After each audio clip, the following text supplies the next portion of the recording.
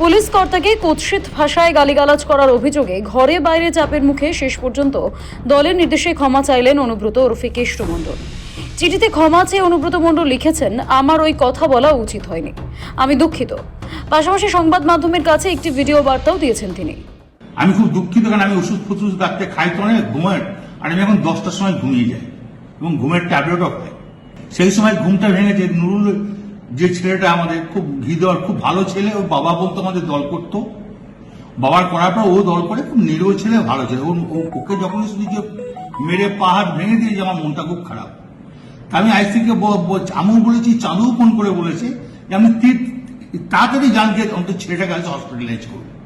তো উনি আমার কাছে অন্য ধরনের কথা বলেছে, সেটা আমি আর বলতে রাজি নয়। তখন আমি নিজের রাগ সামালতে পারিনি, এটা স্বাভাবিক। আমি বলেছি এর জন্য আমি দুঃখিত, আমি ক্ষমা প্রার্থী। এটা যদি স্বাভাবিক আমার মুখ থেকে এই কথাটা বেরোনো উচিত নয়, তার জন্য আমি দুঃখিত। তবে লিখিতভাবে শুধু ক্ষমা চেয়েই থেমে থাকেননি বীরভূমের এই দুর্দণ্ড প্রতাপ তৃণমূল নেতা। এই অডিও ক্লিপ কি করে ফাঁস হয়ে গেল সেই প্রশ্ন তুলেছেন তিনি। এর পেছনে চক্রান্ত রয়েছে এমনটাও অভিযোগ করেছেন কেষ্ট। এই চক্রান্তের প্রসঙ্গে রাজ্য তৃণমূল নেতা তথা মমতার মন্ত্রিসভার গুরুত্বপূর্ণ মন্ত্রী ফিরহাদ হাকিম বলেন, আমি অনুব্রত মণ্ডলের মুখপাত্র নই, দল তার বক্তব্যকে সমর্থন করে না, অনুব্রত মণ্ডলের বিরুদ্ধে আইন ব্যবস্থা নেবে। সেটা আমি অনুব্রত মণ্ডলের মুখপত্র নই, আমি এটা জানি না। তবে আমাদের নেত্রী কোনো রকম অন্যায় সহ্য করেন না, কোনো রকম অন্যায় করতে দেন না, এবং আমরা এর ব্যাপারে খুব স্ট্রিক্ট।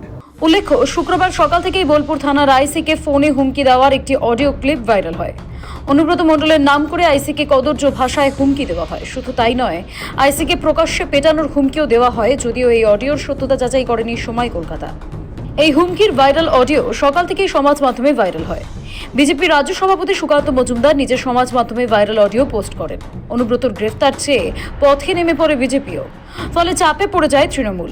তড়িঘড়ি দলের তরফে জানানো হয় 4 ঘন্টার মধ্যে ক্ষমা চাইতে হবে অনুব্রত মণ্ডলকে। সক্রিয় হয় পুলিশও। তৃণমূল মুখপাত্র কুণাল ঘোষও স্পষ্ট করে জানিয়ে দেন, দল অনুব্রতকে সমর্থন করে না।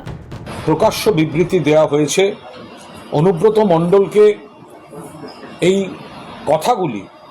কথাগুলি তিনি বলেছেন অত্যন্ত আপত্তিকর। পার্টি অনুমোদন তো করেই না, পার্টি নিন্দা করছে, এবং অনুব্রত মণ্ডলকে কড়া নির্দেশ পার্টি দিয়েছিল 4 ঘন্টার মধ্যে দুঃখ প্রকাশ করে বিবৃতি দিতে হবে। তো উনি 4 ঘন্টার মধ্যেই দুঃখ প্রকাশ করে বিবৃতি দিয়েছেন। পার্টি দেখছে বিষয়টা, আর পুলিশ বা প্রশাসনের যে পার্টটা রয়েছে, যে তারা যে তাদের তরফে যে পদক্ষেপ, সে বিষয়ে এই মুহূর্তে কোনো মন্তব্য করব না। অনুব্রতর বিরুদ্ধে এফআইআর দায়ের করা হয়। জানা গেছে, অনুব্রত মণ্ডলের অফিসে গিয়ে তাকে শনিবার বোলপুর থানায় দেখা করতে বলা হয়েছে। বিভিন্ন সূত্রের দাবি, শনিবার অনুব্রত ওরফে কেষ্ট মণ্ডলকে জামিন অযোগ্য ধারায় গ্রেফতার করতে পারে পুলিশ। বীরভূম থেকে জয়ন্ত দাস ও কলকাতা থেকে সৌভিক সান্যালের রিপোর্ট, সময় কলকাতা।